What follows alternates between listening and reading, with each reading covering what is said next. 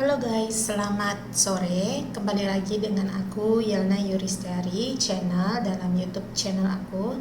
Channel ini membahas tentang kehidupan seorang engineer wanita di Indonesia, serba-serbi teknik sipil dan beberapa hobi yang aku punya. Pada kesempatan kali ini aku ingin membahas tentang 5 mata kuliah paling susah di jurusan teknik sipil.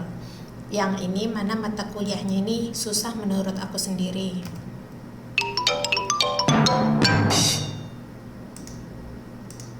Yang pertama itu kita bisa lihat mata kuliah yang paling susah. Yang pertama adalah kalkulus 1 dan 2. Mata kuliah ini membahas tentang integral dan diferensial, yang mana buku referensinya biasanya kita pakai buku kalkulus, penulisnya Parcel. Kalau misalnya kalian kuliah di UI, kalian bisa cari buku kalkulus ini di stasiun UI atau Kober, dan biasanya anak-anaknya bisa dapat nilai kisaran C atau cukup. Ada juga beberapa yang dapat B, dan yang dapat A itu sangat jarang. Nah, ini penampakan bukunya. Jadi, kalau misalnya kalian pernah belajar kalkulus, aku yakin kalian pernah lihat buku ini. Dan for your information, jadi di buku ini kalian bisa lihat ada foto gedung. Nah, gedung ini adanya di Milan, Italia. Nah, jadi kalian kalau misalnya ke Italia, kalian jangan lupa foto di gedung ini. Dan kalian nanti bisa compare dengan foto buku kalkulus yang kalian punya.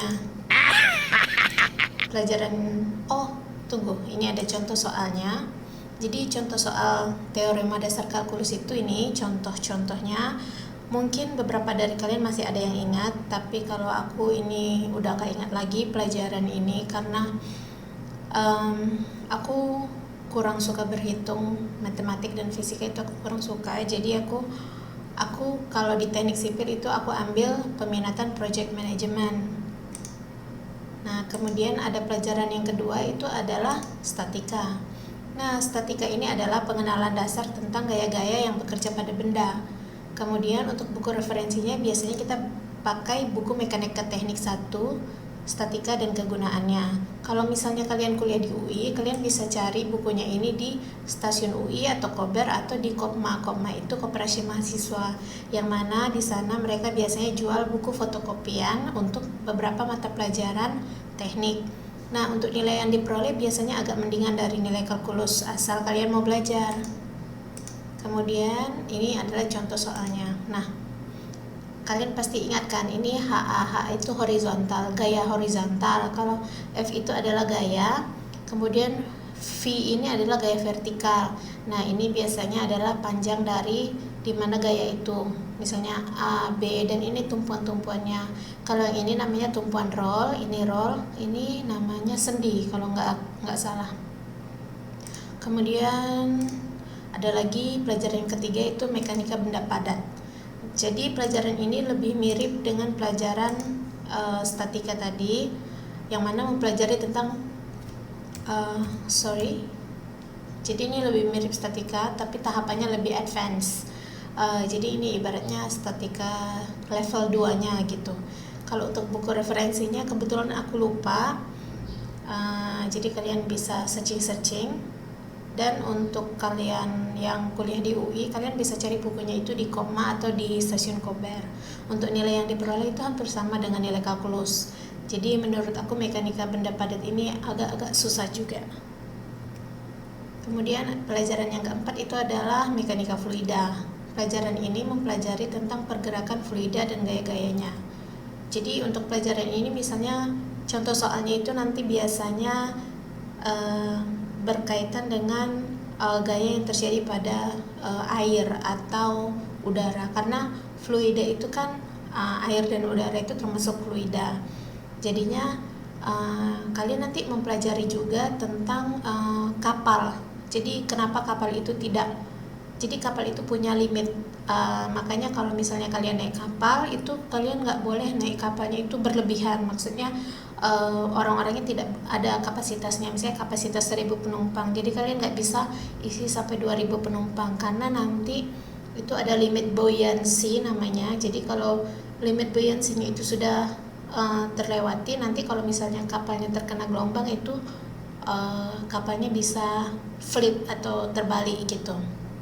Nah, untuk buku referensinya kalian bisa pakai Mekanika Fluida dan Hidrolika. Kalau kalian kuliah di UI, kalian bisa cari di Kopma lagi atau Kober. Asalkan rajin belajar, kalian pasti dapat nilai A di mata kuliah ini. Jadi kalau misalnya kalian kuliah di UI, itu biasanya kalian lebih mudah cari bukunya karena di sana itu ada seperti pusat-pusat perbukuan di stasiun UI atau di Kober. Jadi biasanya di situ lengkap buku-bukunya, walaupun nggak ada yang asli, tapi yang kopian juga ada biasanya di toko-toko fotokopi yang ada di sana. Jadi untuk cari buku itu lumayan mudah kalau di UI. Nah, ini contoh bukunya. Tapi waktu aku kuliah aku nggak pakai buku ini. Ini cuma buku yang aku ambil dari Mbah Google.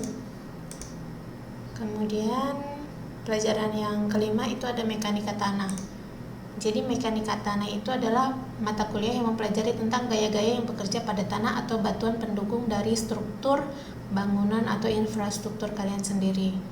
Nah, untuk yang mekanika tanah ini biasanya kalian akan hitung, misalnya gini nih, kalian mau bangun rumah di pinggir tebing. Kira-kira kalian membangunnya itu bagaimana karakteristiknya, bagaimana gaya-gaya yang bisa bekerja di tanah tersebut, berapa kekuatan tanah. Nah, itu yang kalian pelajari di mata kuliah ini. Jadi biasanya kalian bisa dapat nilai A asal kalian mau belajar keras dan cerdas. Nah, ini buku referensinya mekanika tanah. Jadi sebenarnya buku mekanika tanah ini banyak referensinya, kalian bisa gabungkan dari semua referensi. Kemudian ya udah, itu aja 5 yang menurut aku paling susah di teknik sipil. Ada juga beberapa mata kuliah yang juga susah. Itu yang pertama konstruksi baja 1 dan 2. Jadi waktu aku di UI aku ambil konstruksi baja 1. Aku lupa, kayaknya nggak ambil yang 2 deh kayaknya, karena di UI itu ada sistem peminatan. Jadi aku ambil peminatan project management, jadi aku nggak ambil lagi beberapa mata kuliah struktur.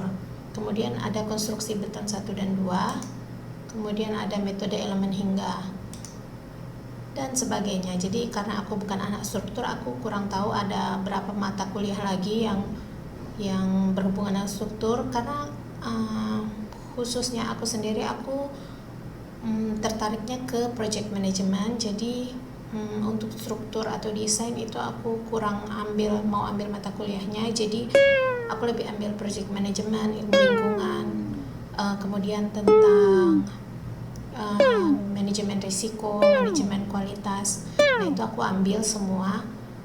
Khususnya struktur aku nggak mau ambil karena menurut aku itu susah. Tapi bagi beberapa orang yang suka menghitung, struktur itu adalah surganya analisa dan hitung-hitungan. Tapi menurut kalian gimana? Kalau misalnya kalian suka struktur, mungkin kalian suka dengan beberapa mata kuliah yang aku sebutkan sebelumnya. Tapi kalau kalian suka project management, aku yakin kalian setuju dengan pendapat aku bahwa beberapa mata kuliah yang 5 tadi itu susah. Oke, jadi itulah penjelasan aku terkait 5 mata kuliah yang susah di teknik sipil.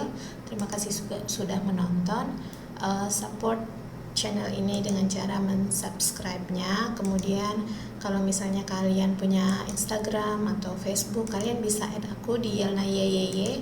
Kemudian untuk Facebook kalian bisa add juga di Yelna Yuristeri. Jadi aku juga punya blognya namanya yuristeri.blogspot.com. Kalian bisa kunjungi blog aku karena di dalamnya itu ada beberapa ilmu-ilmu ataupun beberapa sharing-sharing aku terkait teknik sipil, yang mana mungkin itu akan membantu kalian di dunia kerja ataupun di dunia perkuliahan. Oke, segitu aja postingan aku pada hari ini. Terima kasih sudah menonton dan bye-bye.